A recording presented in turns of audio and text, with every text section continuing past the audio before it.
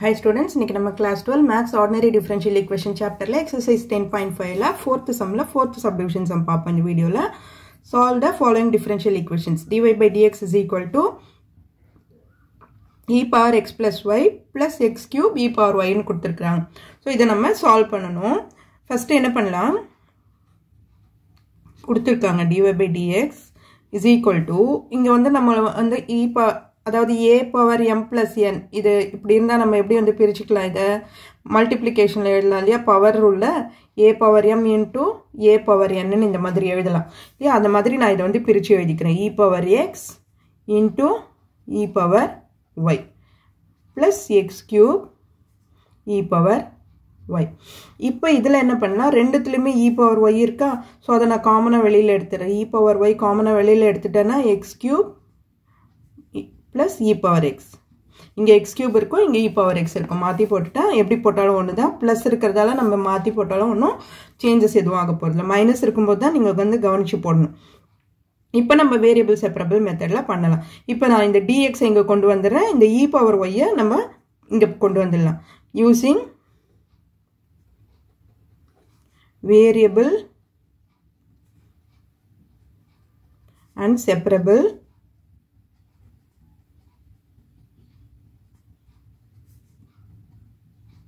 method on integrating ஓகேவா இப்போ நான் ரெண்டு சைடும் இன்டகிரேட் பண்ண போறேன் ஃபர்ஸ்ட் dy இந்த e power y நான் இங்க கொண்டு வந்தறேன் e power y by டிவிஷன்ல வந்துரும் is equal to x cube plus e power x into dx இப்போ ரெண்டு சைடும் நான் இன்டகிரேட் e power y வந்து இப்போ கீழ இருக்கு இல்லையா அத நான் வந்து மேலே கொண்டு போய்ட்டேனா என்ன ஆகும் e power minus y dy integrate பண்ணுவோம் இப்போ is equal to integration of x cube plus e power x into dx so e power minus y integrate பண்ணா என்ன வரும் e power y இன்டகிரேட் பண்ணோம்னா e power minus y தான் வரும் இந்த minus y integrate பண்ணும்போது கீழ minus 1 ன்னு வரும் ஓகேவா நம்ம டிஃபரன்ஷியேட் பண்ணும்போது இந்த மைனஸ் இருந்ததுன்னா என்ன பண்ணுவோம் பக்கத்துல மல்டிப்ளிகேஷன்ல போடுவோம் இன்டகிரேட் பண்ணும்போது அதையே வந்து நம்ம கீழே டிவிஷன்ல போடுறோம் equal to x cube integrate பண்ணோம்னா என்ன ஆகும் x power 4 by 4 இல்லையா e power x இன்டகிரேட் பண்ணோம்னா e power x தான் வரும் plus c ஓகே இப்போ நம்ம எல்லாத்தையுமே ஒரு சைடா கொண்டு வந்துருவோம் இது மைனஸ் e power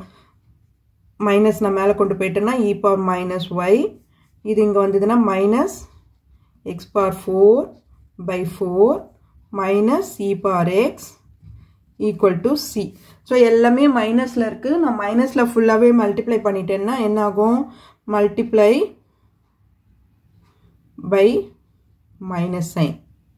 பண்ணும்போது எல்லாமே வந்து இந்த மைனஸ் எல்லாமே பிளஸ் ஆயிடும் e power y sorry e power minus y தான் வராங்க plus x power 4 by 4 plus e power x equal to c இதை LCM எடுத்து போட்டாலும் போடலாம் நீங்க இல்ல இதை இப்படியே விட்டாலும் ஓகே தான் so this is your final answer